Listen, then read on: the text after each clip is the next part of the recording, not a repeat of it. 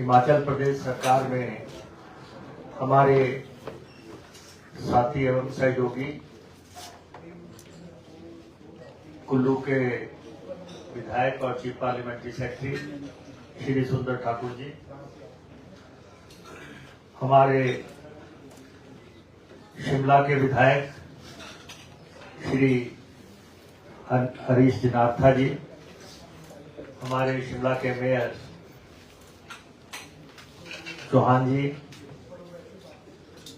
और हमारे साथ अधिकारियों की जो टीम है, संजय गुप्ता जी जो कि चेयरमैन है रोपवे कॉरपोरेशन के, और वो एक आकर्षण था हमारे टिम्बर ट्रेल के आकाश गर्ग जी यहाँ पे बैठे हुए हैं। इनके पिताजी ने जो कार्य किया वो हिमाचल प्रदेश में एक मिसाल बना। आज वो हमारे बीच में नहीं है, हम उनको भी याद करते हैं। और ये मुझे हमेशा रोपवेज की मीटिंग्स में ही मिलते हैं। पिछली दफा मुझे ये ऑस्ट्रिया में मिले और वहां पे मशीनरी परचेज करने के लिए गए हुए थे, और आज मुझे मिल रहे हैं। हमारे अमिताभ शर्मा जी आज यहां नहीं है, वो पेरिस गए हुए हैं। उन्होंने रोपवे की दुनिया में बहुत बढ़िया काम किया और सोलन का रोपवे उन्होंने बनाया जो कि एक आकर्षण बना हुआ है। अब रोहतांग का बना रहे हैं, चिंतपूर्णी का भी उन्होंने लिया है। तो ये हिमाचली प्रोमोटर्स हैं, हिमाचल के लोग हैं ये, जिन्होंने रोपवे का अलख जगाया हिमाचल प्रदेश के अंदर। और रोपवे की दुनिया जो है अब तो बहुत बढ़िया मशीनरी जो है, अगर वो मशीनरी लग जाए, डॉपलमेयर के यहां पे लोग आए हुए हैं, वर्ल्ड क्लास कंपनी है। उसके बाद लाइटनर के लोग यहां पे आए हुए हैं, पोमा के लोग यहां पे आए हुए हैं, बाटले के लोग यहां पे आए हुए हैं। ये इन लोगों का शिमला तक पहुंचना ही, यहां तक आना ही, आप अंदाजा लगा सकते हैं कि हिमाचल प्रदेश के रोपवे की दुनिया में बढ़ते कदमों का आहट है। अगर ये निश्चित तौर पे यहां पे आ जाते हैं और ये मशीनरी हिमाचल प्रदेश में प्रवेश, हिमाचल प्रदेश जो है एक रास्ता दिखाने वाला राज्य बन जाएगा। और मैं अपने ऑफिसर्स जो यहां पे बैठे हुए हैं, संजय गुप्ता जी, नजीम जी और अजय जी और इनके सहयोगी, मैं इस टीम को बहुत बधाई देना चाहता हूं, बहुत बधाई देना चाहता हूं। उस दौर में ये हमारे अधिकारी दिन रात करके रोपवे की दुनिया में हिमाचल प्रदेश का अलख जगा रहे हैं। पीछे हम गए थे, ऑस्ट्रिया गए थे, स्विट्जरलैंड गए थे, नजीम साहब तो हमारे साथ थे। संजय जी की तबीयत नासाज हो गई है, हमारे साथ जा नहीं सके। सुंदर जी, हम सब गए थे। दुनिया बस कहां पे रही है और हम कहां पे हैं, ये तुलना करने का समय है। और वो हमने देखा, उस चकाचौंध भरी दुनिया को हम कैसे हिमाचल प्रदेश में ला पाएंगे। हमारे अधिकारी तो कर रहे हैं, लेकिन हमारे चीफ पार्लियामेंट्री सेक्रेटरी जो मेरे साथ इस विभाग में जुड़े हुए हैं, सुंदर ठाकुर जी, इनकी बहुत दिलचस्पी है रोपवे की दुनिया में। और हालांकि ये ट्रांसपोर्ट में मेरे साथ जुड़े हुए हैं, लेकिन ट्रांसपोर्ट की बात ये बहुत रेयर करते हैं। ये जब भी करते हैं ये रोपवे की बात करते हैं। और अगर सुंदर ठाकुर ना होते तो बिजली महादेव का रोपवे जो है फाइनलाइज ना होता। मैं रिकॉर्ड पे कहना चाहता हूं, नितिन गडकरी जी के हम आभारी हैं, केंद्र में मंत्री हैं, और हम सुंदर ठाकुर जी का जो इनिशिएटिव है उसकी दाद देते हैं। और अगर कुल्लू का ये रोपवे लग गया तो आपने देखा कि वैसे ही कुल्लू बहुत सुंदर स्थान है, आकर्षक है, नदियां बह रही हैं, पर्वत श्रृंखलाएं हैं, बर्फ है, सब कुछ है। और उसके बीच में जब ये रोपवे स्थापित होगा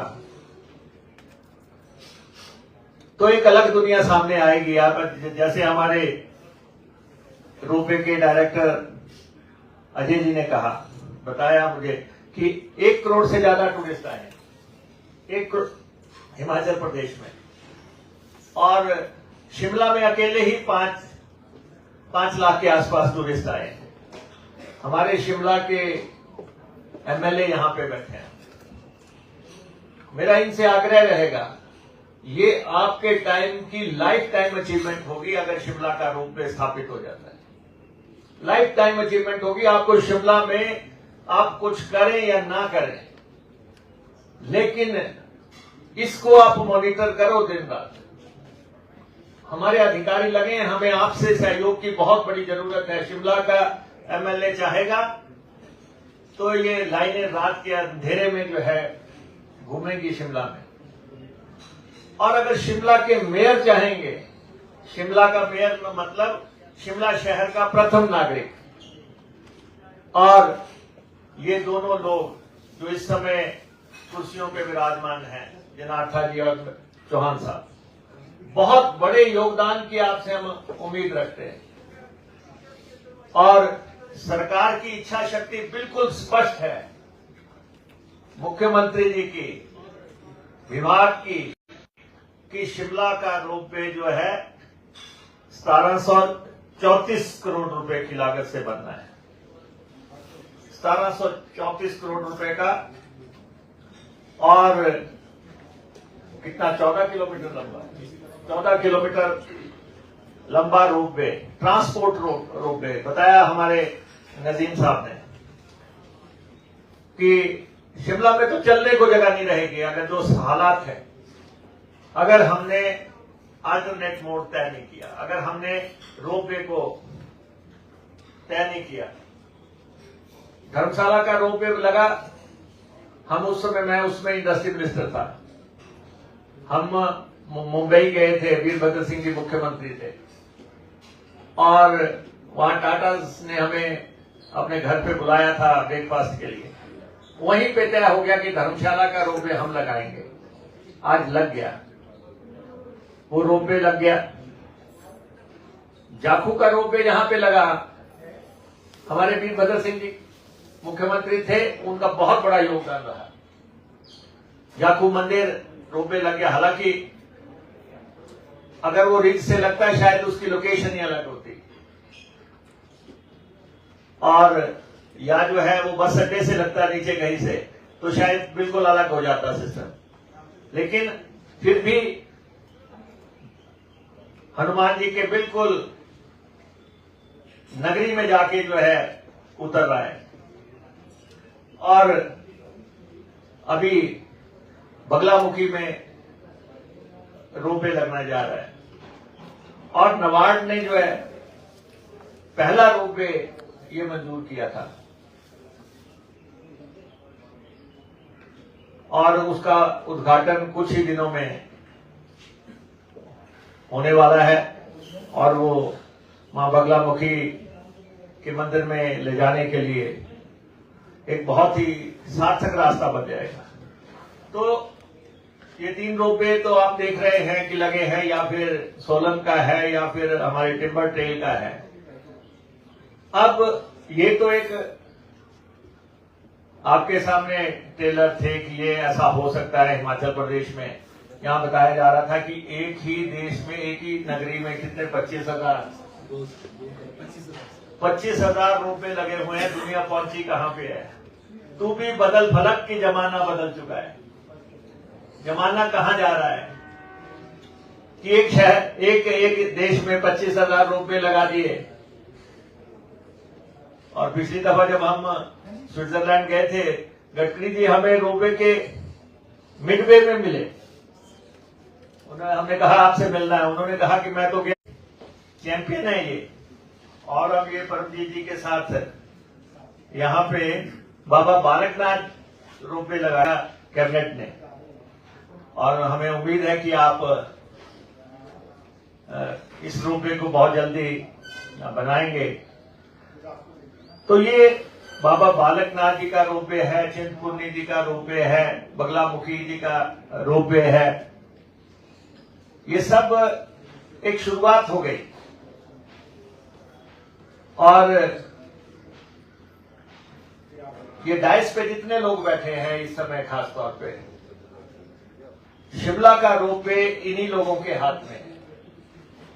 शिमला का रोपवे इनके हाथ में है और सारी सैंक्शन हो गई है, कोई सैंक्शन नहीं बची। डायरेक्टर यहां पे बैठे हैं, बड़े मेहनती ऑफिसर हैं।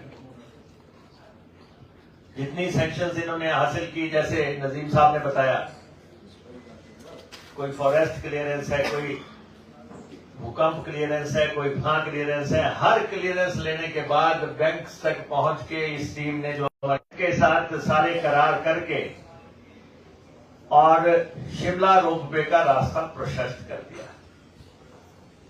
कितने स्टेशंस जो है यहां पे बनने हैं, कहां से शुरू होना है? अस्पतालों पे बनने हैं, कॉलेजों पे बनने हैं, भीड़ भड़ाके के स्थानों पे बनने हैं। तारा देवी के आसपास से शुरू होगा और पूरा शिमला घूम के जो है, तब जाके ये रोपवे अपना काम पूरा करेगा। मैं अपने अधिकारियों की टीम को शुभकामनाएं देता हूं। मैं शुभकामनाएं देता हूं। इस वक्त विभाग का मंत्री मैं हूं और आउटराइट सपोर्ट हमारी इनको है कि भाई आप डट जाओ, लग जाओ, जिधर भी जाना है, देश में जाना है, विदेश में जाना है, कहीं जाना है।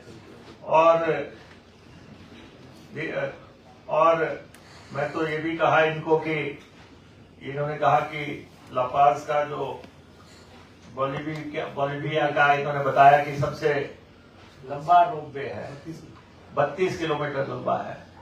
खुद भी देखो, हमें भी दिखाओ ये दुनिया कैसी है जहां 32 किलोमीटर का रोपवे लग गया। और उसके बाद अपना 14 किलोमीटर का कैसे बनाना है, उसके लिए पूरी आपको सरकार की जो भी मदद की जरूरत है, हम वो आपको देने के लिए तैयार हैं। क्या हमारे साईं फाउंडेशन के लोग बैठे हैं? भाई आप कहा दूसरे प्रदेशों में जाके अपने रोपवे लगा रहे हैं, कहाँ जा रहे हैं? कहते हैं आपने 3 रोपवे के कहा ले लिए, जब अपने घर में गंगा बह रही है। अपने घर में गंगा बह रही है, ढूंढने कहीं और जा रहे हो। यहां के रोपवे बनाओ, यहां जहां भी बन सकता है। और आप हमारे अधिकारियों से मिलो, जो भी रोपवेज में आप इंटरेस्टेड है, ताकि हिमाचल रोपवे की दुनिया में आगे बढ़े। और मुझे बताया कि आप इलाहाबाद चले गए लेने, J&K चले गए, हरियाणा में चले गए। तो अभी तो अपना ही घर जो है काफी है। तो इसलिए जितने भी आप लोग आए हैं,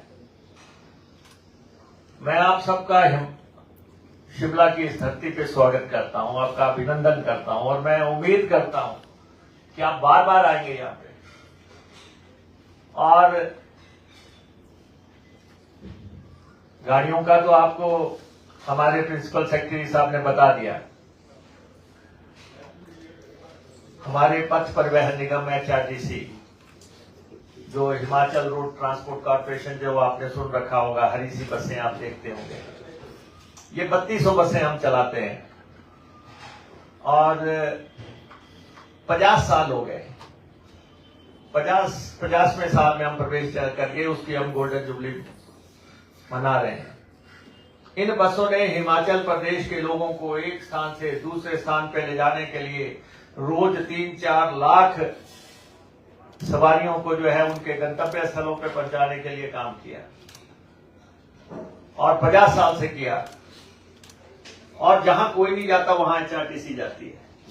प्रदेश के दूर दराज, दुर्गम, कबायली इलाकों में जहां पे बैठने से डर लगता है, वहां पे हमारे लोग जो है बसें चला रहे। अगर आप उनको देखें, मैं देखता हूं कि कुछ लोग HRTC की आलोचना करते हैं, लेकिन मेरा उन लोगों से भी ये आग्रह है कि HRTC की सेवा को देखो। अगर कहीं कोई बस खराब हो गई, कहीं फोटो छाप देते हैं, पहली पंक्ति में बैठे हैं हमारे लोग।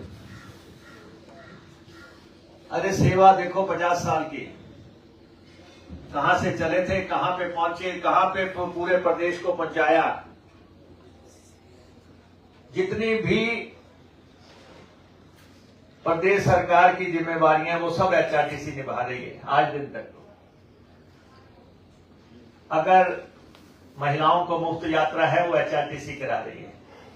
अगर पुलिस को यात्रा है या अगर पत्रकारों को यात्रा है या किसी की भी यात्रा है, सबकी यात्रा जो है ये पथ परिवहन निगम करवा रही है।